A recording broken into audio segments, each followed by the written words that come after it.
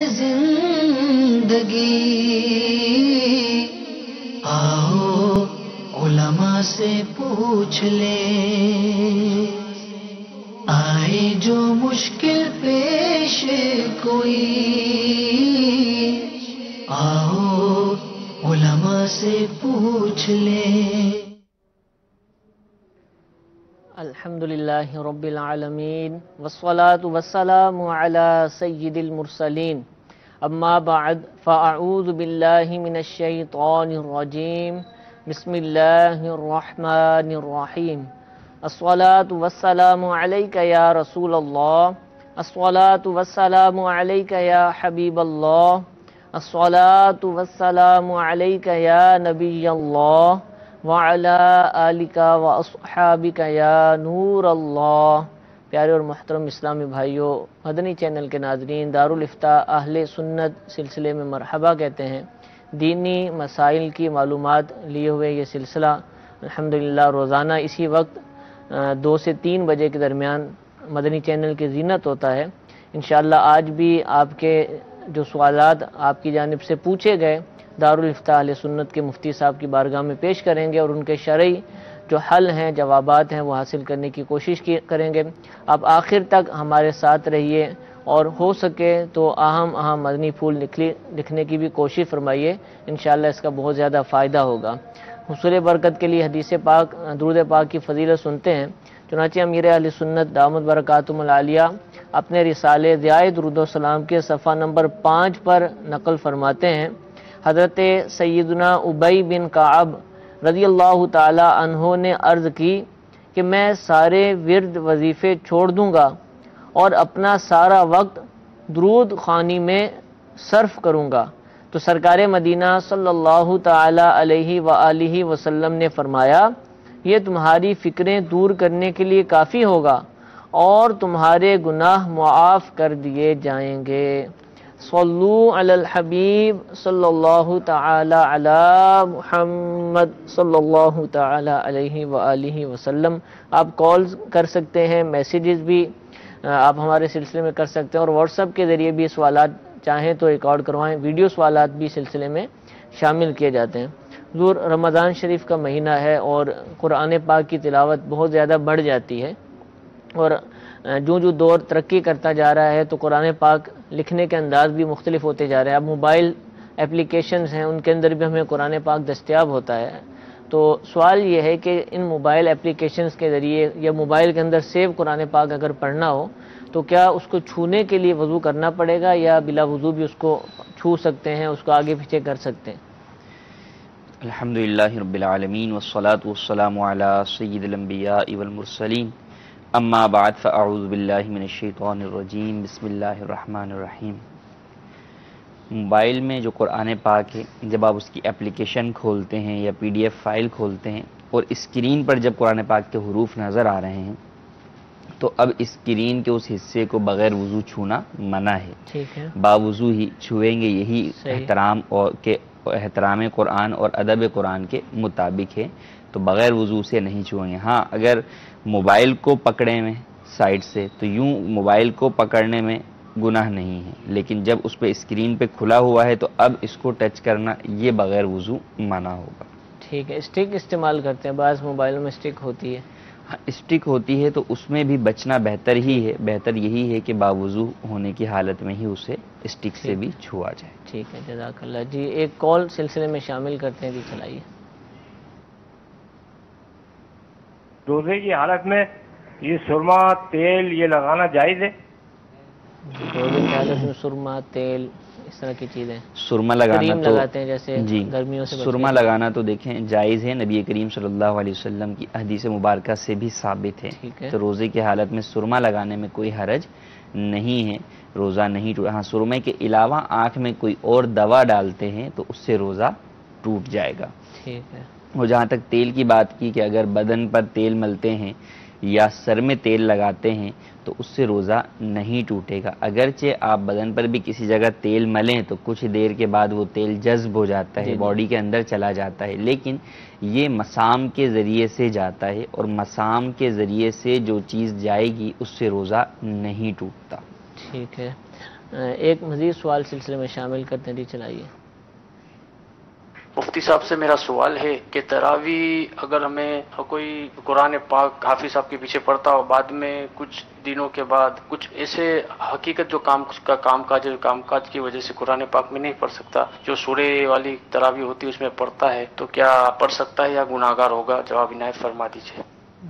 جی دیکھیں، گناہگار تو نہیں ہوگا اگر تراویح پڑھتا ہے، ختم قرآن میں شامل نہیں ہوتا، سورہ تراویح کے ذریعے سے تراویح پڑھتا ہے اور باجماعت نماز عشاء پڑھتا ہے تو گناہگار اگرچہ نہیں، لیکن یہ تھوڑا سا غور طلب امر ہے نا کہ کام واقعی کام ہو، اس کے باوجود بھی قرآن کریم سننے کا آپ کو موقع ہی سال میں ایک مرتبہ ملتا ہے، ورنہ ہم میں سے کون جو ہے وہ قرآن پاک جو ہے وہ ہر سال جو ہے وہ پڑھنے یا سننے کی عادت جو ہے وہ بنا کے رکھتا ہے۔ تو تھوڑا یہ دیکھیں کہ وہ کام دینے والی جو ذات ہے اس کا کلام جب سنا جا رہا ہے اور ہم اسی کام کی وجہ سے اس کے کلام کو چھوڑ رہے ہیں تو یہ مناسب نہیں ہے۔ تو بہتر یہی ہے کہ اپنا وقت نکالیں اللہ تبارک و تعالیٰ کی عبادت کے لیے۔ ہم سب سے پہلے عبادت میں سے وقت نکالتے ہیں اپنے کاموں کے لیے، حالانکہ ہونا یہ چاہیے کہ اپنے کاموں سے وقت نکالیں عبادت کے لیے، اللہ تبارک و تعالیٰ کے لیے، تو ایسا کرنا نہیں چاہیے۔ بہرحال تراویح ادا ہو جائے گی۔ ٹھیک ہے، کچھ میسیجز بھی آ چکے ہیں ہمارے پاس۔ کیا تراویح کی نماز بیٹھ کر پڑھ سکتے ہیں؟ تراویح کی نماز بیٹھ کر پڑھنا مکروہ ہے، بلکہ بعض علماء کے نزدیک تو ہوگی ہی نہیں، یعنی ان کے نزدیک کھڑے ہو کر ہی پڑھنا ضروری ہے، تو بیٹھ کر نہ پڑھیں۔ ہاں، اگر واقعی کوئی ایسا شخص ہے کہ وہ کھڑا ہونے پر قادر ہی نہیں ہے، وہ فرض نمازیں بھی جو ہے وہ شرعی عذر کی بنیاد پر بیٹھ کر پڑھتا ہے تو وہ تراویح بھی بیٹھ کر ادا کر سکتا ہے۔ بلا عذر شرعی بیٹھ کر تراویح پڑھنا مکروہ۔ جس کے لیے فرض نماز کی اجازت ہے وہ پڑھنا چاہے تو ہاں وہ پڑھ سکتا ہے۔ شرعی معذور جو اس کا کیا ہے، کب بنتا ہے؟ یعنی کہ وہ کھڑا ہو کر نماز ادا نہ کر سکے، کچھ دیر بھی نہ کھڑا ہو سکے۔ اگر مثال کے طور پہ وہ پہلی رکعت میں تو کھڑا ہو سکتا ہے، اتنی طاقت ہے، دوسری رکعت میں جو ہے وہ اس کی ہمت نہیں، اس کو شدید تکلیف جو ہے وہ ہوتی ہے، تو ایسی صورت کے اندر جتنی دیر کھڑا ہو سکتا ہے اتنی دیر کھڑا ہو جائے۔ اچھا، فرضوں میں تو یہاں تک ہے کہ اگر ڈائریکٹ سیدھا بغیر کسی سہارے کے تو نہیں کھڑا ہو سکتا، لیکن اگر کسی دیوار کے سہارے کے ساتھ کھڑا ہو سکتا ہے تو کھڑا ہو جائے گا، تو فرمایا کہ دیوار کے سہارے کے ساتھ ہی کھڑا ہو کر نماز ادا کرے۔ ٹھیک ہے۔ کوئی چیز گری پڑی ملی ہو تو اس کا کیا حکم ہے؟ اس کو کیسے استعمال کرنا ہے، کیا کرنا ہے؟ کہ گری پڑی چیز ملے تو اسے لقطہ کہتے ہیں فقہی اصطلاح کے اندر، کہ جو چیز آپ کو کہیں گری پڑی ہوئی ملی، اب اگر آپ نے اسے اٹھایا ہے، اولاً تو اٹھاتے وقت یہ نیت ہو کہ میں مالک تک پہنچانے کے لیے اٹھاتا ہوں، اگر اپنی ذات کے لیے کوئی اٹھا لے گا تو یہ تو ناجائز اور گناہ ہو جائے گا۔ ہاں، اب مالک تک پہنچانے کے لیے اٹھائی تو اب کیا کریں؟ اب اعلان کریں گے کہ بھئی یہ چیز ملی ہے، جس کی ہو وہ مجھ سے رابطہ کر لے۔ مختلف اعلانات ہو سکتے ہیں کہ بھئی یہاں کوئی چیز پڑی ہوئی اس طرح کی ملی ہے، اپنی نشانی بتا کر مجھ سے لے لیں، تو یوں اعلان کریں۔ اعلان کرنے کے بعد اگر مالک آ جاتا ہے تو اسے یہ چیز دے دے، اور اس کے دینے کے بدلے میں کوئی معاوضہ نہ طلب کرے کہ نہیں میں تمہیں اس وقت دوں گا جب تم مجھے انعام دو گے، نہیں، ایسا کرنا درست نہیں ہے۔ یہ خود ہی جو ہے وہ اس کے اوپر گویا کہ شرعی اعتبار سے یہ لازم ہے کہ یہ اس کی چیز اسے ادا کر دے۔ ٹھیک ہے۔ اب اعلان کیا اور مالک نہیں آیا تو اب اتنے دن تک کم از کم وہ چیز سنبھال کر رکھے کہ اس کو غالب گمان ہو جائے کہ اس کا مالک اب اس چیز کو تلاش نہ کرتا ہوگا، وہ اب اس کی تلاش سے مایوس ہو گیا ہوگا، اس کے ملنے سے مایوس ہو گیا ہوگا، تو اب اس کے لیے حکم یہ ہوگا کہ یہ اسے صدقہ کر دے۔ اگر خود مستحق ہے تو خود بھی استعمال کر سکتا ہے۔ صحیح۔ تو یہ پورا ایک پروسیس ہے۔ اب غالب گمان، چھوٹی چیز ملی ہے، کسی کے 2 روپے پڑے ہوئے ملے تو غالب گمان بہت جلدی ہو جائے گا، کسی کے جو ہے وہ 10,000 کی گڈی آپ کو پڑی ہوئی مل گئی تو غالب گمان دیر سے ہوگا۔ ہر چیز کے اعتبار سے غالب گمان میں فرق آئے گا۔ ٹھیک ہے، جزاک اللہ جی۔ ایک اور سوال سلسلے میں شامل کرتے ہیں، چلائیے۔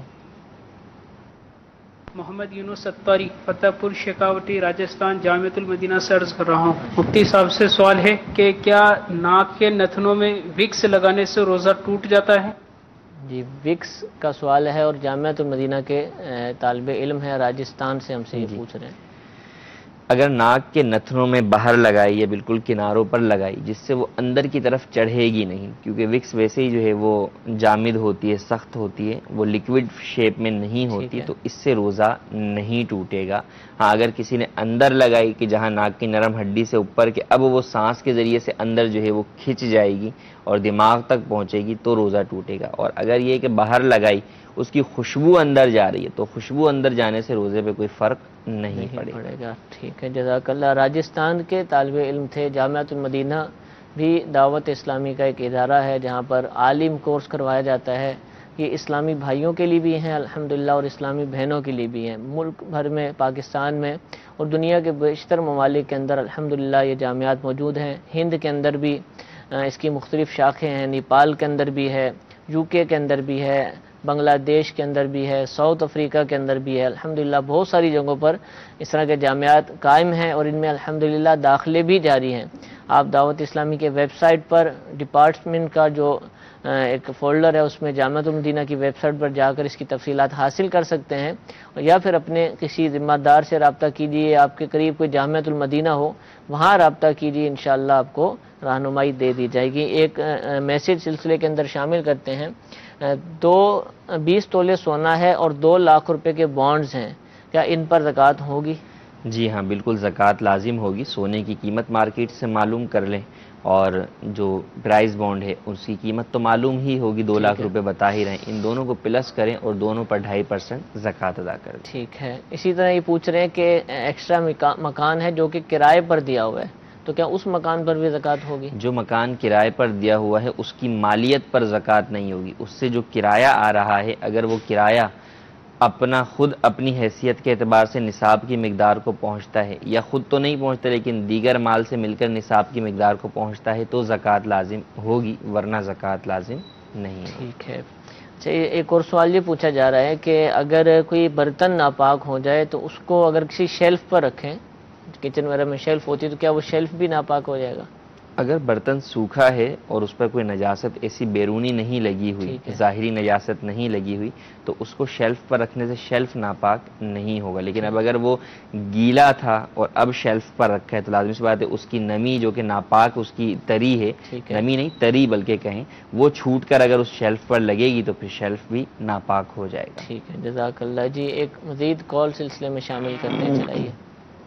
وقار احمد بات کر رہا ہوں کراچی۔ سوال یہ ہے کہ روزے کی جو دعا ہے وہ روزہ کھولنے کے کھجور کھانے کے بعد پڑھی جائے گی یا اس سے پہلے پڑھی جائے گی؟ جی حضرت، یہ بھی ایک سوال ہے۔ سنت یہی ہے کہ روزے افطار کرنے کے بعد دعا پڑھی جائے۔ سیدی اعلیٰ حضرت علیہ الرحمہ نے فتاوی رضویہ میں ایک مکمل رسالہ اس کے اوپر بیان کیا ہے، تحریر فرمایا ہے، اور اس میں رسالہ موجود ہے۔ اس میں یہی ثابت کیا کہ سنت یہی ہے، اور احادیث طیبہ سے یہی ثابت ہوتا ہے کہ افطار کے بعد دعا پڑھ۔ لیکن اس کے اندر الفاظ بھی لکا سمتو، میں نے تیرے لیے روزہ رکھا، وبی کا آمنتو، والی کا توکلتو، یہاں تک تو چلے ماضی کے سے، وعلی رزقی کا افطرتو، میں نے تیرے رزق پر افطار کیا۔ تو جب کیا ہی نہیں تو اس سے پہلے یہ دعا مانگنے کا کیا معنی؟ تو افطار کرنے کے بعد یہ دعا پڑھیں۔ اب لوگ کہیں کہ بھئی افطار کرتے ہوئے کیا پڑھیں، تو جس طرح ہر چیز کے کھانے سے پہلے بسم اللہ شریف پڑھتے ہیں، یہاں بھی بسم اللہ پڑھ کے آپ جو ہے وہ کھجور کھائیں اور اس کے بعد یہ دعا پڑھ لیجیے۔ اچھا، یہ مخصوص جو دعا کے الفاظ ہیں اس کا مسئلہ ہے، بقیہ ویسے دعا مانگنا چاہیں تو افطار کے وقت، وہ تو افطار کے وقت مقبولیت دعا کا وقت ہے، تو اپنی دعا جو ہے وہ اس وقت مانگتے ہیں۔ ہمارے ہاں بھی مناجات ہوتی ہے تو اس میں کوئی حرج نہیں ہے، وہ کر سکتے ہیں۔ جو یہ الفاظ ہیں یہ ان کے حوالے، یعنی یہ الفاظ تو ضروری نہیں، یعنی دعا اس کے بعد بھی مانگی جائے۔ جو دعا ہے وہ افطار کے بعد بھی، یہ الفاظ کے علاوہ اگر کسی نے دعا مانگ لی تو وہ بھی مانگ سکتا ہے۔ ٹھیک ہے، ٹھیک ہے جی، ایک اور کال چلائیے گا۔ سوال ہے کہ سحری کر لیتا ہوں اور میں سو جاتا ہوں، فجر کی نماز بھی نکل جاتی ہے اور میں نیت بھی نہیں کرتا، کیا میرا روزہ ہو جائے گا؟ جیسے 4 بجے روزہ بند ہو جاتا ہے اور 5 بجے آنکھ کھل جاتی ہے میری۔ جی، روزہ بند ہونے کے بعد آنکھ کھلی، دیکھیں سحری کر لی، اس کا مطلب نیت تو کر لی، سحری ہی نیت ہے کہ میں روزہ جو ہے وہ رکھوں گا۔ اب سو جاتے ہیں تو اب سونے میں یہ دیکھ لیں نماز فجر قضا ہونے کی طرف نہ جائے، تو ایسا کام کرنا جو آپ کو ایک گناہ کی طرف لے جائے، اس سے بچنا ضروری ہے۔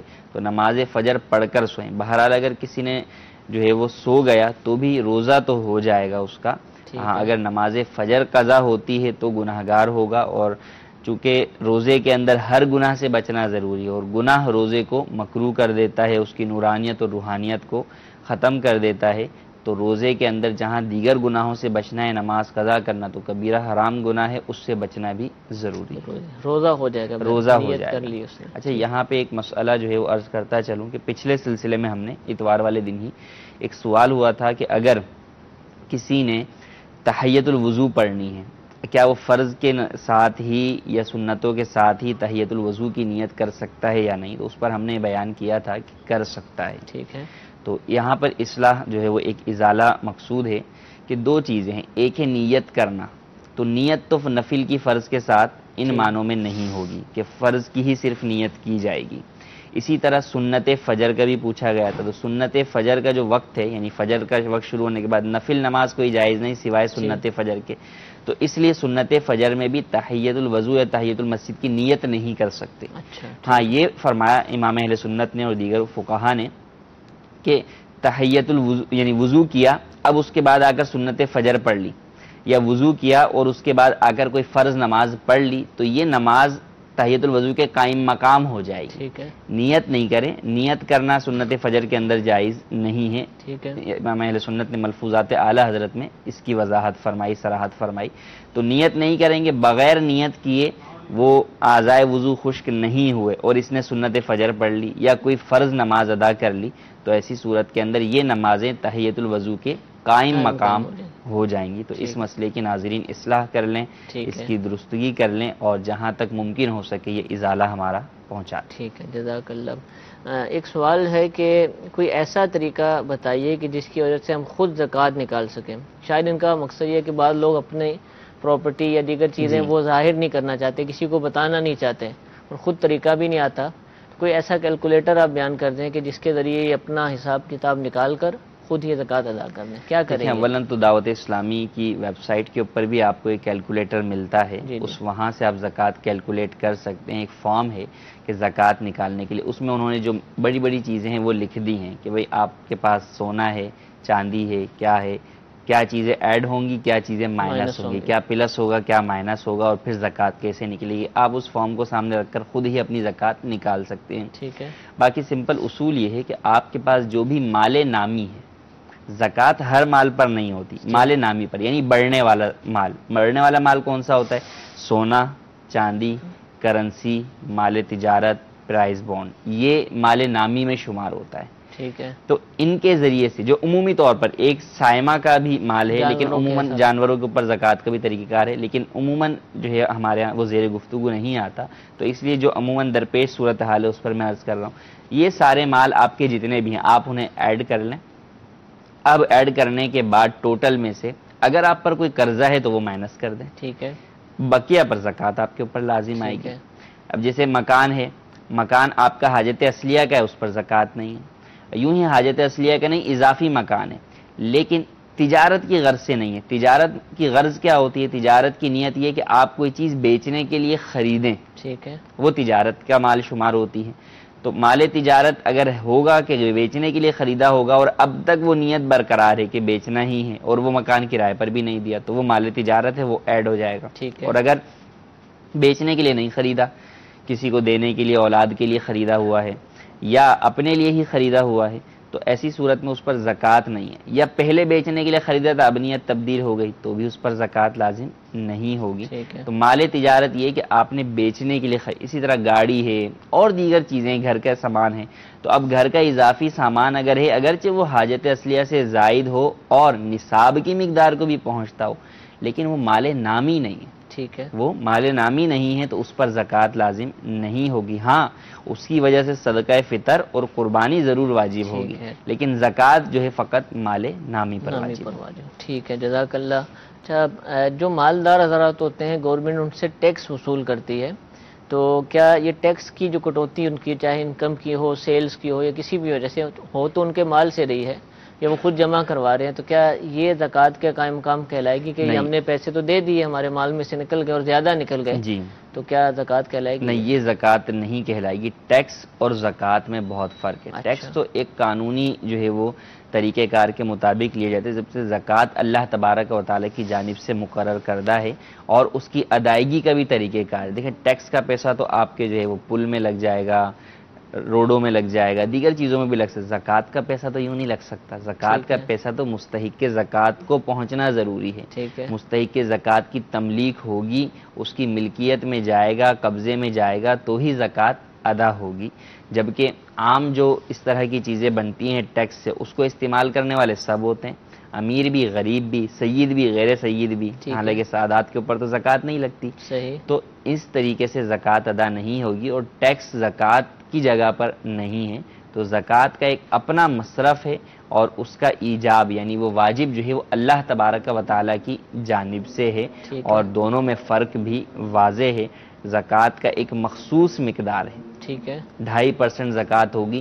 نبی کریم صلی اللہ علیہ وسلم کے زمانے سے لے کر قیامت تک یہی مقدار رہے گی، اس میں کوئی تبدیلی نہیں کر سکتا. ٹھیک ہے. جبکہ ٹیکس آپ دیکھتے ہیں کسی سال کچھ ریٹ ہوتا ہے، کسی سال کچھ ریٹ ہوتا ہے. آمدن کے اعتبار سے ٹیکس اپ ڈاؤن ہوتا ہے. حالانکہ شریعت مطہرہ میں زکوٰۃ کا معاملہ اس طرح نہیں ہے، بلکہ وہ فکس ہے، مخصوص ہے، جو کہ نبی کریم صلی اللہ علیہ وسلم نے ہمیں بیان کر دی.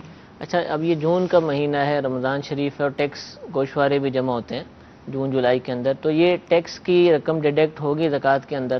یعنی اگر 1 لاکھ روپے ہے اور 5,000 ٹیکس دینا ہے تو کیا میں 95,000 پر زکوٰۃ دوں گا یا 1 لاکھ پر زکوٰۃ دوں گا؟ کیا اگر سال سے پہلے، سال نصاب کا سال پورا ہونے سے پہلے آپ نے دے دی ٹیکس ادا کر دیا یا آپ پر وہ ٹیکس واجب الادا ہو گیا تو ایسی صورت کے اندر تو وہ مائنس کیا جائے گا، وہ لائبلٹیز میں ہی آئے گا، قرض میں ہی شمار ہوگا.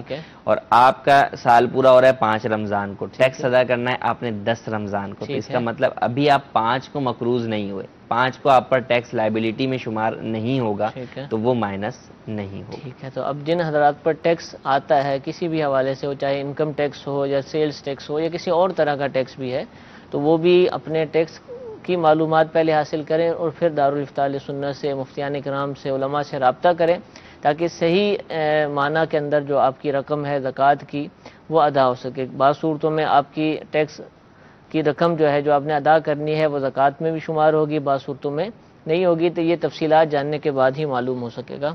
جی ایک اور کال اپنے سلسلے میں شامل کرتے ہیں، چلائیے. روزے کی حالت میں مہندی لگانا کیسا، اس کے بارے میں کچھ ارشاد فرما دیں. روزے کی حالت میں خواتین کا اپنے بدن پر مہندی لگانا یا مرد کا سر اور داڑھی کے بالوں میں مہندی لگانا جائز ہے، اس میں کوئی حرج نہیں ہے. ٹھیک ہے، لگا سکتے ہیں. جی ٹھیک ہے. جی ایک اور کال چلائیے. میرا مفتیان کرام سے یہ سوال ہے کہ کسی بڑی عمر کے شخص یا کسی مریض کے لیے روزے کا کیا حکم ہے، اور دوسرا سوال یہ ہے کہ روزے کی نیت کب کی جائے؟ جی حضرت. دیکھیں، نہ بڑی عمر کا معاملہ ہے نہ ہی مریض کا معاملہ ہے. روزہ تو سب کے لیے فرض ہے. ہاں، اتنی بڑی عمر کا شخص کہ بڑھاپے کی اس ایج کو پہنچ گیا، اس عمر کو پہنچ گیا کہ اب بڑھاپے کی وجہ سے وہ روزہ رکھنے پر قادر نہیں ہے. کس طرح قادر نہیں ہے؟ نہ گرمی میں رکھ سکتا ہے نہ سردی میں، نہ لگاتار روزے رکھ سکتا ہے نہ چھوڑ چھوڑ کے روزے رکھ سکتا ہے، اور آئندہ بھی کوئی امید نہیں ہے. کس وجہ سے؟ بڑھاپے کی وجہ سے. تو اب ایسی صورت کے اندر یہ روزے کا فدیہ ادا کرے گا. ایک روزے کے بدلے میں 1 صدقہ فطر ادا کرے گا. اور اس کے علاوہ اگر کوئی مریض ہے، وہ شیخ فانی نہیں ہے، اتنا بوڑھا نہیں ہے، تو مریض کے لیے حکم یہی ہے کہ اگر روزہ رکھنے کی طاقت نہیں ہے تو روزہ چھوڑ تو سکتا ہے لیکن بعد میں بہرحال قضا ہی کرنا ہوگا. اب بعض مریض وہ ہیں کہ جن کا مرض جاتا ہوا نظر نہیں آتا، سالہ سال ہو گئے. اب وہ کیا کریں؟ وہ انتظار کریں گے اپنے صحت یاب ہونے کا. اب اگر صحت یاب ہو گئے تو قضا کریں گے، صحت یاب نہیں ہوئے تو 2 صورتیں ہوں گی. یا تو بڑھاپے کی اس اسٹیج کو پہنچ جائیں گے کہ جہاں پر فدیہ دینے کی اجازت ہوتی ہے، تو جہاں اس وقت وہ اپنے آئندہ روزوں کا فدیہ دیں گے، یوں ہی پچھلے روزوں کا بھی فدیہ ادا کریں گے. یا اس عمر سے پہلے ہی بوقت موت آ جائے گا، وقت موت آ جائے گا، تو ایسی صورت میں ان کے لیے فدیے کی وصیت کرنا واجب ہوگا کہ ان کے ورثاء ان کے مال میں سے 1/3 مال میں سے ان کے پچھلے روزوں کا فدیہ ادا کریں. ٹھیک ہے، جزاک اللہ. دوسرا ان کے سوال کا حصہ تھا کہ نیت روزے کی کب کریں.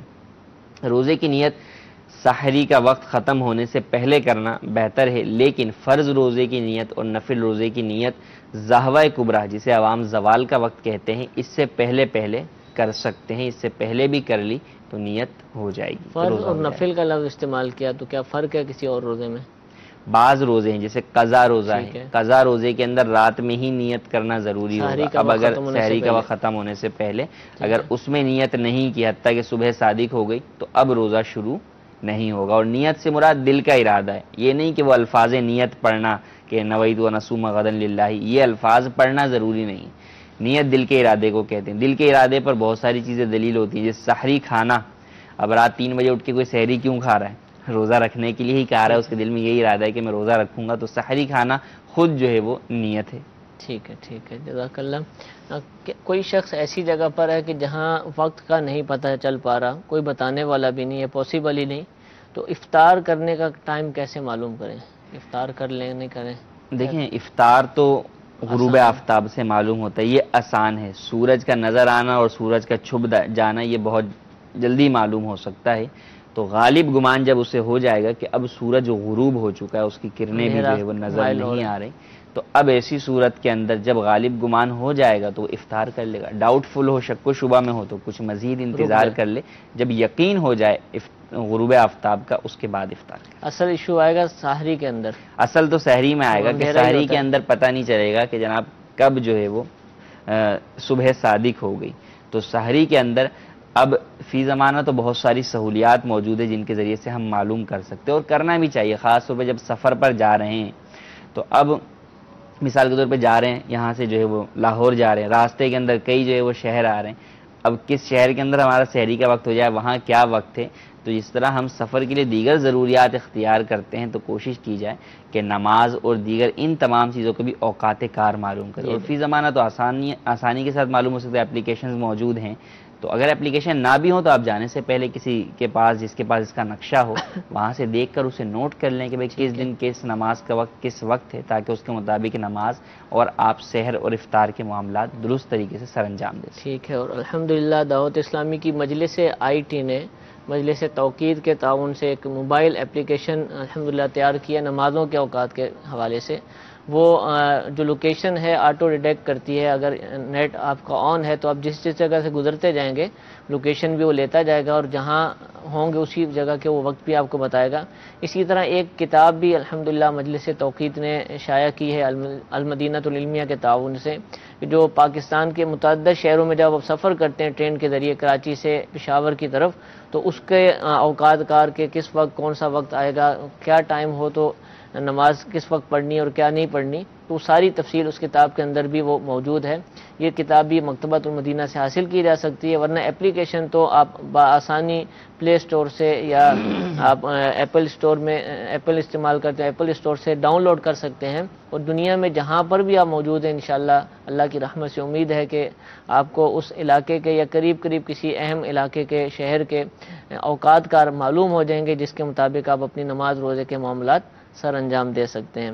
ایک مزید میسج اپنے سلسلے میں شامل کرتے ہیں کہ اگر کوئی شخص روزہ رکھے ہوئے ہے اور اس کی طبیعت خراب ہو جاتی ہے، روزہ پورا نہیں کر پا رہا، تو اب کیا کرے؟ روزہ توڑ دے، اس کو کفارہ ادا کرنا پڑے گا، کیا کرے گا؟ اگر واقعی ایسا کوئی شرعی عذر پایا جاتا ہے جس کی بنیاد پر وہ روزہ پورا نہیں کر سکتا، مثلا اب اس کو شدید تکلیف ہے یا مزید جو ہے وہ نقصان پہنچنے کا اندیشہ ہے، جان کو یا عقل کو نقصان پہنچنے کا اندیشہ ہے، تو اب شرعاً اسے روزہ توڑنے کی بھی اجازت ہے، اور اب فقط قضا لازم آئے گی، کفارہ لازم نہیں آئے گا۔ لیکن فی زمانہ دیکھیں بہت سہولیات ہیں جن کے ذریعے سے آپ ان چیزوں کو کنٹرول کر سکتے ہیں، پین کلر انجیکشنز ہیں، دیگر چیزیں ہیں جن کے ذریعے سے آپ اپنے روزے کو بچا سکتے ہیں، پورا کر سکتے ہیں، تو پہلے ان چیزوں کے اوپر جائیں اور روزہ توڑنے سے حتی الامکان اجتناب کریں۔ ٹھیک ہے، اسی طرح ایک اور میسج میں ہم سے سوال یہ پوچھا گیا ہے کہ نفلی اعتکاف میں مسجد سے گھر جا سکتے ہیں یا نہیں؟ نفلی اعتکاف کی نیت سے شامل ہیں تو اب گھر آنا جانا نفلی اعتکاف تو دیکھیں جب آپ مسجد میں داخل ہوں گے اعتکاف کی نیت کریں گے آپ کو معتکف ہو جائیں گے، ثواب ملنا شروع۔ جب مسجد سے باہر نکلیں گے نفلی اعتکاف خود ہی ختم ہو جائے گا۔ ٹھیک ہے، تو جب نفلی اعتکاف ختم ہو گیا تو اب ایسی صورت کے اندر جب دوبارہ آئیں گے دوبارہ آپ کو جو ہے وہ نفلی اعتکاف کی نیت کرنی ہوگی۔ لیکن اب مثال کے طور پہ کوئی شخص جو ہے وہ 27 رمضان کو بیٹھتا ہے نفلی اعتکاف کی نیت سے، مسجد کے اندر 3 دن کے ارادے سے آیا ہے، تو اب جانا نہیں چاہیے۔ جب ارادہ کر لیا ہے، نیت کر لی ہے کہ 3 دن جو ہے وہ رب کی بارگاہ میں حاضر رہنا ہے، رب کے در پر پڑے رہنا ہے، تو پھر اب ارادے کو بیچ میں تبدیل کرنا یہ مناسب نہیں ہے۔ تو جو نیت کر کے آئے ہیں، یا جیسے 30 روزہ رمضان کے اعتکاف کے اندر اسلامی بھائی آئے ہیں، تو اب باہر اگر جاتے ہیں 20 روزے سے پہلے تو اعتکاف ٹوٹ جائے گا، دوبارہ آئیں گے تو دوبارہ نیت کریں گے۔ اب بعض وہ ہیں کہ جائیں تو باہر وہ سمجھتے ہیں کہ جو ہم نے پہلے بار آ کے نیت کی ہے وہی نیت کافی، حالانکہ ایسا نہیں ہے۔ جب وہ مسجد سے باہر گئے تو نیت ختم ہو گئی، دوبارہ نیت کریں گے تو ثواب ہوگا، ورنہ جو ہے وہ رکے رہیں گے، ثواب اعتکاف کے نہیں ملے گا، بلکہ الٹا سونے کھانے پینے میں گناہگار ہوں گے اعتکاف کی نیت کے بغیر۔ تو نیت جو کریں تو اس نیت کو پورا کریں، یہ زیادہ بہتر ہے۔ ٹھیک ہے، جزاک اللہ۔ روزے کی حالت میں تاش کھیل سکتے ہیں؟ یہ سوال پوچھا۔ روزے کے علاوہ تاش کھیلنا حرام ہے، تو روزے کے اندر کیوں کر جو ہے وہ جائز ہو سکتا ہے، تو روزے میں بھی کھیلنا جائز نہیں ہے، بلکہ الٹا اس سے روزے کی روحانیت اور نورانیت میں فرق آتا ہے اور روزہ مکروہ ہو جاتا ہے ہر گناہ والے کام سے۔ اچھا، تاش جوا لگا کر کھیلیں بغیر جوا لگا کر کھیلیں یا بغیر جوا، دونوں صورتوں میں حرام ہے، جوئے کے ساتھ ڈبل حرام ہو جائے۔ ٹھیک ہے، ٹھیک ہے، اس سے بچنا چاہیے۔ روزے کی حالت ہو، روزے کی حالت میں تو تاش نہیں کھیلنا چاہیے، اگر وقت ہے تو قرآن پاک کی تلاوت کرنی چاہیے، دینی کتب کا مطالعہ کرنا چاہیے۔ مدنی چینل آپ کے پاس موجود ہے، آپ اس کو ملاحظہ کیجیے، انشاءاللہ اس سے بھی علم دین حاصل کرنے کا موقع ملے گا۔ اس طرح کی فضول چیزوں کے اندر ہر صورت میں بچنا ہی چاہیے۔ جی ایک سوال سلسلے میں شامل کرتے ہیں، جی چلا آئیے۔ صاحب سے میرا سوال یہ ہے کہ ہم بعض اوقات روزہ جان بوجھ کے چھوٹی چھوٹی بیماری پہ اپنا روزہ جو قضا کر دیتے ہیں، جو مین اسلام کے دائرہ کار کے اندر ہے، جو روزہ ہمیں کس طریقہ کار سے لا کے روزے کو قضا کرنا چاہیے، کس بیماری کے تحت قضا کرنا چاہیے؟ السلام علیکم ورحمۃ اللہ وبرکاتہ۔ وعلیکم السلام ورحمۃ اللہ وبرکاتہ۔ پیمانہ کیا ہے اس کا؟ دیکھیں، اولاً تو انسان خود یہ بات جان لے کہ ان اللہ علیم بذات الصدور، اللہ دلوں کے حالات کو جاننے والا ہے۔ جس چیز کو آپ عذر لوگوں کے سامنے بیان کر رہے ہیں، اللہ تو جانتا ہے نا کہ وہ عذر ہے یا نہیں ہے۔ آپ وہ عذر کو لے رہے ہیں یا فقط بہانہ بنا رہے ہیں، لوگوں کو روزہ نہ رکھنے کا جواز دے رہے ہیں۔ ہو سکتا ہے کہ آج ہم کسی کو تو روزہ رکھنے کا جواز دے سکیں، لیکن یہ سوچیں کہ کل قیامت میں بھی رب تعالیٰ کو یہ جواز پیش کر سکیں گے، اس کی بارگاہ میں بھی یہ جواز قبول ہوگا۔ روزہ اتنی پیاری عبادت ہے کہ رب تعالیٰ کی ملاقات، اور فرمایا کہ رب تعالیٰ نے کہ میں ہی اس کی خود جزا ہوں۔ تو اب اتنی پیاری عبادت رب کی جانب سے ہمیں ماہ رمضان کے مہینے کے اندر ملتی ہے، تو اس کو چھوڑنے کا تو تصور ہی نہیں کیا جا سکتا۔ تو ایک مسلمان تو اس کو چھوڑے ہی نہیں، الا یہ کہ بہت ہی زیادہ ہائی کنڈیشن ہو جائے کہ اب اس کے چھوڑنے کے بغیر گزارا نہیں، کہ مرض شدید بڑھ جائے گا، شدید تکلیف میں مبتلا ہو جائے گا، یا اپنی جان یا عقل کو نقصان پہنچنے کا اندیشہ ہو، تو اب چھوڑنے کی اجازت ہوتی ہے۔ تو بہتر یہی ہے کہ خود اپنے اعتبار سے خود نہ کریں، کیونکہ دیکھیں نفس ساتھ ہے، تو نفس تو ہر بیماری پہ یہی کہے گا کہ اس سے تمہاری جان چلی جائے گی، اس سے تم جو ہے وہ تمہاری عقل چلی جائے گی۔ تو روزہ جب چھوڑنے کا مسئلہ آئے تو علماء کرام سے، مفتیان دین سے پوچھیں کہ میری یہ صورتحال ہے، اس کے اوپر روزے کا کیا ہے۔ پھر بہت ساری بیماریاں ایسی ہیں کہ ہم سمجھتے ہیں کہ یہ نقصان دہ ہو جائے گی، لیکن اگر ڈاکٹر سے رائے لیں کہ بھئی اس بیماری میں اگر میں روزہ رکھوں، اور ڈاکٹر ہو دیندار سمجھدار ہو، جی، تو وہ اگر کہتا ہے کہ بھئی اس صورت میں تو آپ کو کوئی حرج ہی نہیں ہوگا، آپ روزہ رکھ لیں، کوئی مسئلہ نہیں ہے۔ مثلا 3 ٹائم دوا کسی چیز کی مل گئی، ہم سمجھتے ہیں یار 3 ٹائم دوا کھانی ہے، لہٰذا جو ہے وہ روزہ چھوڑ دو، ڈاکٹر سے پوچھیں ہوگا کہ بھئی 2 ٹائم کھا لیجئے گا آپ، یا رات میں جو ہے وہ اس کو ایڈجسٹ کر لیجئے گا، تو پتہ حل موجود ہے۔ ہم نے اپنے اعتبار سے خود ہی سوچا کہ نہیں یار یہ تو ہو نہیں سکتا، تو کیسے ہوگا، تو یوں نہیں کرنا چاہیے۔ تو کوشش یہ کی جائے کہ حتی الامکان ہم اس چیز کی طرف آئیں کہ روزہ رکھنا ہے، اور جب ہمیں یہ یقین ہو جائے کہ نہیں اب ایسی پوزیشن نہیں ہے، تو پہلے علماء سے رہنمائی لیں کہ اب واقعی میری ایسی پوزیشن نہیں ہے کہ میں روزہ نہیں رکھ سکتا، وہاں سے اجازت ملے تو آپ روزہ چھوڑیں، ورنہ اپنے نفس پر اعتماد کرتے ہوئے، خود ہی ہیل و بہانوں کو سامنے رکھتے ہوئے جو کہ نفس پیش کرتا ہے، اس کے اوپر روزہ ہرگز نہ چھوڑیں۔ ٹھیک ہے، سوال یہ پوچھا جا رہا ہے کہ وضو کرتے وقت ایسا لگا کہ حلق میں پانی چلا گیا ہے تو کیا روزہ ٹوٹ جائے گا؟ اگر واقعی گیا اور روزے دار ہونا بھی یاد تھا اس وقت تو روزہ ٹوٹے گا، اگر وسوسہ ہے، کنفرم نہیں ہے اس کو، تو روزہ نہیں ٹوٹے گا، روزہ محفوظ رہے گا۔ ٹھیک ہے جی، ایک اور کال چلائیے۔ لیکن میرا سوال یہ ہے کہ روزے میں اگر الٹی آ جائے تو روزہ بھر کے الٹی آ جائے 3-4 باری تو روزہ ٹوٹتا ہے کہ نہیں؟ وومٹنگ ہو جائے، قے آ جائے تو کیا حکم؟ خود بخود وومٹنگ ہونے سے، قے آنے سے، الٹی آنے سے روزہ نہیں ٹوٹتا، اگرچہ کتنی ہی بار منہ بھر کر آ جائے، تو خود بخود الٹی آنے سے روزہ نہیں ٹوٹتا۔ ٹھیک ہے، سوال یہ پوچھا جا رہا ہے کہ کیا دینی پروگرام جیسے کہ مدنی چینل پر ہم سلسلے دیکھتے ہیں، ان کو لیٹ کر دیکھ سکتے ہیں؟ جی ہاں، ان کو لیٹ کر بھی دیکھ سکتے ہیں۔ ٹھیک، دیکھا جا سکتا ہے۔ جی ایک اور کال چلائیے۔ عبداللہ قادری کانگڑ سے، اگر مدرسے یا مسجد کا پیسہ رکھا ہوا ہو اور وہ ناکافی ہوتا ہو تو ان پیسوں کو ایسے کام میں استعمال کرنا جس سے وہ بڑھ جائیں، جیسے مداربت دینا یا کسی اور ایسے کام میں دینا جس سے وہ پیسے بڑھیں، کیا جائز ہے یا نہیں؟ جو مال چندے میں آپ کو موصول ہوا ہے اس کی حفاظت آپ پر ضروری ہے، وہ امانت ہے، اس کو آپ رسک پر نہیں ڈال سکتے۔ اب آپ کسی جگہ مال مداربت کا انہوں نے بات کی، مداربت میں لگائیں یا کسی کے ساتھ پارٹنرشپ لگائیں یا اور کسی جگہ آپ رکھتے ہیں کہ اس کے اوپر پروفٹ ملتا ہے، اولاً تو پروفٹ کے اوپر رکھنے میں آپ کسی کو قرض دیں گے، وہ سود ہوگا اس پہ جو پروفٹ ملے گا، تو جو پیسہ اللہ تبارک و تعالیٰ کے گھر کی ملکیت ہے اس کو یوں دینا یہ ویسے ہی حرام اور زیادہ حرام ہے بنسبت عام انسان کے پیسے دینے کے، تو ایسا کرنا جائز نہیں ہے۔ کاروبار میں اگرچہ نیت آپ کی ہے کہ پیسے بڑھیں گے، لیکن آپ بھی سمجھتے ہیں کہ کاروبار میں لاس بھی تو ہوتا ہے، تو کہیں ایسا نہ ہو کہ آپ جو ہے وہ ڈالیں بڑھاوے کے لیے اور وہ لاس کی صورت میں آپ کے پاس پہنچے، تو اس بات کی ہرگز اجازت نہیں ہے۔ پیسہ جس حالت میں موجود ہے اسی حالت میں اسے آپ محفوظ رکھیں گے اور بوقت ضرورت اسے جس مصرف کے لیے دیا گیا ہے اس میں خرچ کرتے رہیں گے۔ ٹھیک ہے، جزاک اللہ۔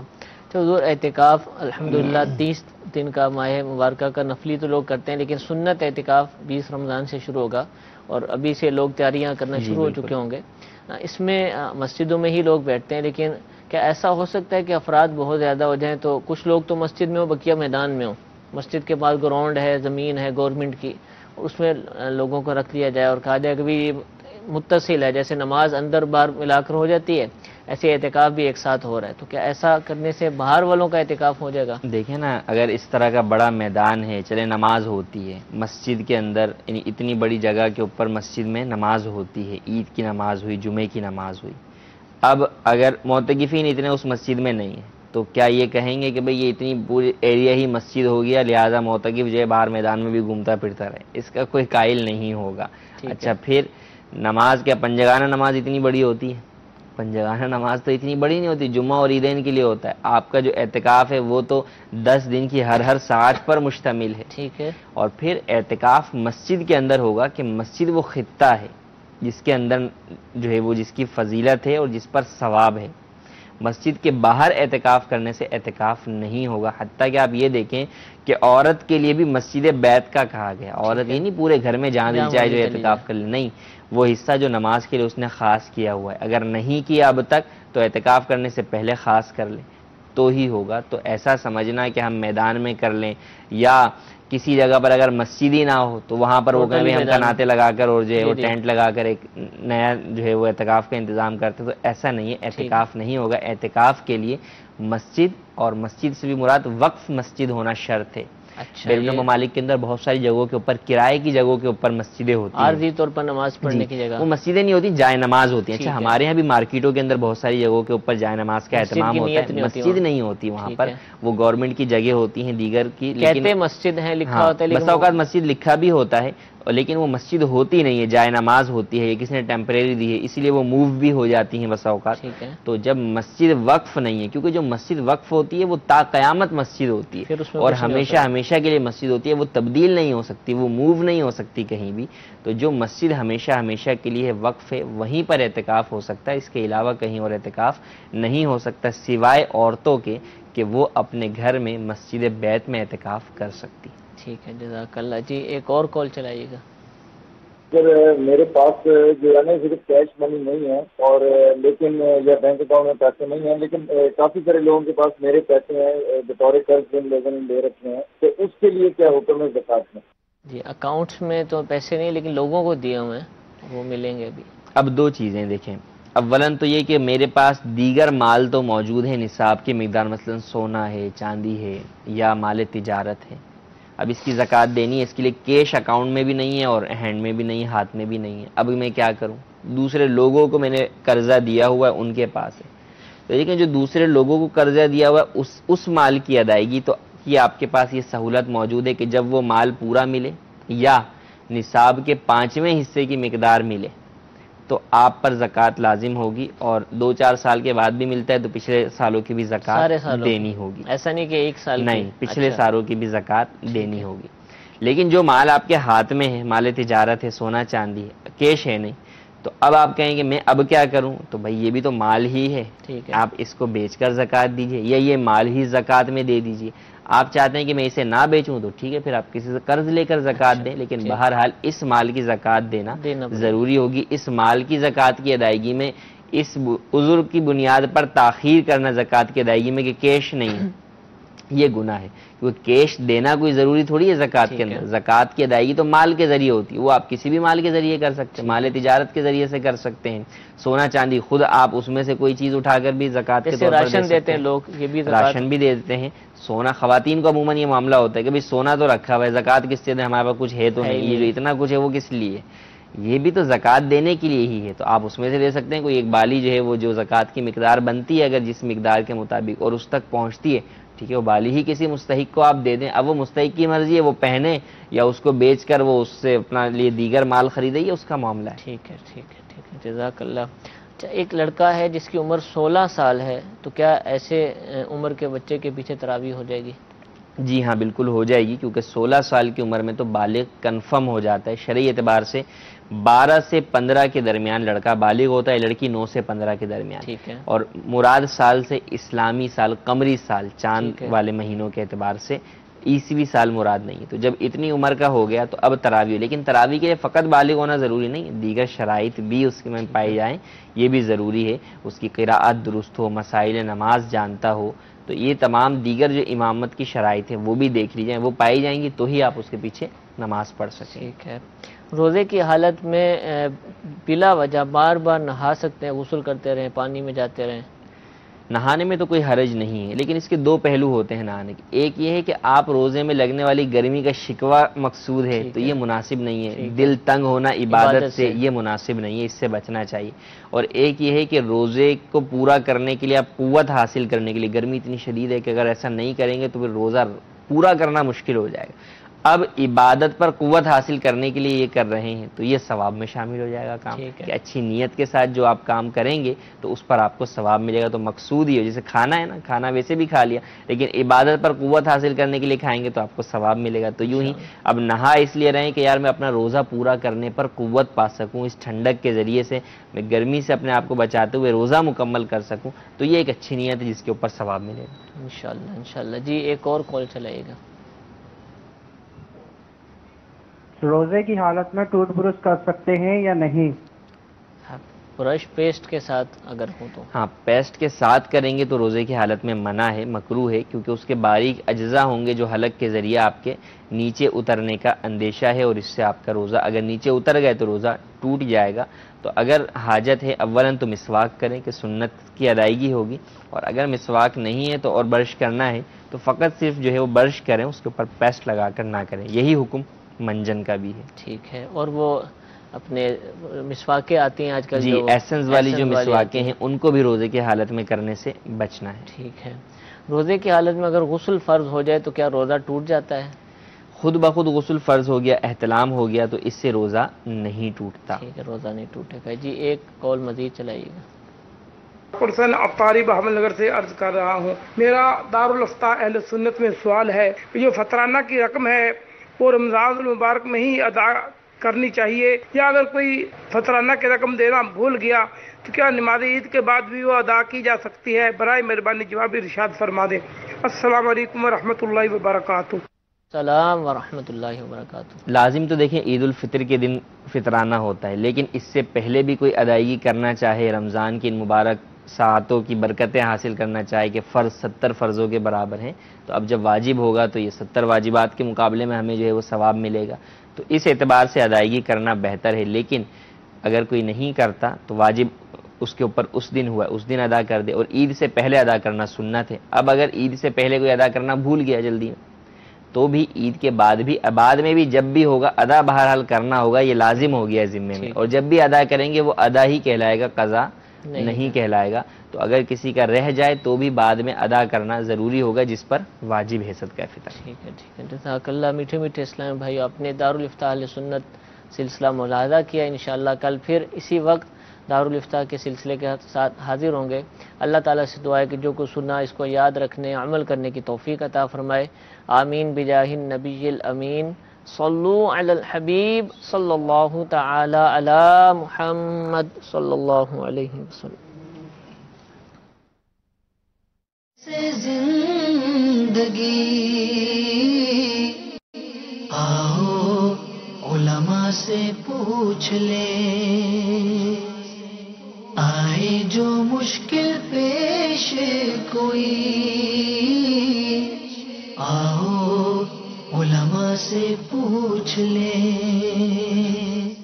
हजरत इमाम हसन रदी अल्लाह तआला अन्हु 15 रमजानुल मुबारक 3 सिने हिजरी को पैदा हुए। हुजूर अकरम नूर मुजस्सम शाह बनी आदम सल्लल्लाहु तआला अलैहि व आलिहि वसल्लम की मशहूर हदीस के मुताबिक आप जन्नत के नौजवानों के सरदार हैं। सरकार सल्लल्लाहु तआला अलैहि व आलिहि वसल्लम ने इनका नाम हसन रखा था। आप रदी अल्लाह तआला अन्हो से रसूल खुदा सल्लल्लाहु तआला अलैहि व आलिहि वसल्लम बेपनाह मोहब्बत फरमाते थे। आप रदी अल्लाह तआला अन्हो का नाम हसन लक़ब सिबते पैगंबर और रिहानतुर रसूल कुन्नियत अबू मोहम्मद थी। एक बार हजरत इमाम हसन रदी अल्लाह तआला अन्हो हाजिर खिदमत अक़दस होकर हुजूर पुरनूर सल्लल्लाहु तआला अलैहि व आलिहि वसल्लम के शान मुबारक पर सवार हो गए। एक साहिब ने अर्ज किया,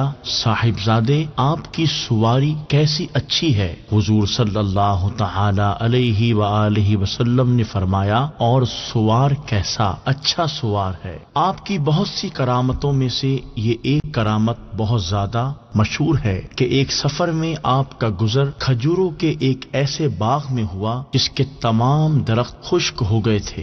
हजरत जुबैर बिन अवाम रज़ी अल्लाह ताला अन्हु के एक फर्जंद भी इस सफर में आपके हमरा मौजूद थे। आपने इस बाग में पड़ाव किया और खुद्दाम ने आपका बिस्तर एक सूखे दरख्त की जड़ में बिछा दिया और हजरत जुबैर रज़ी अल्लाह ताला अन्हु के फर्जंद ने अर्ज किया कि ए इब्ने रसूलुल्लाह सल्लल्लाहु ताला अलैहि वसल्लम, काश इस सूखे दरख्त पर ताजा खजूरें होती तो हम लोग सैर होकर खा लेते। ये सुनकर हजरत इमाम हसन रज़ी अल्लाह ताला अन्हु ने चुपके से कोई दुआ पढ़ी और बिल्कुल ही अचानक मिनटों में वो सूखा दरख्त बिल्कुल सरसब्ज और शादाब हो गया और इसमें ताजा पक्की हुई खजूरें लग गई। ये मंजर देखकर शुतरबान कहने लगा, खुदा की कसम, ये तो जादू का करिश्मा है।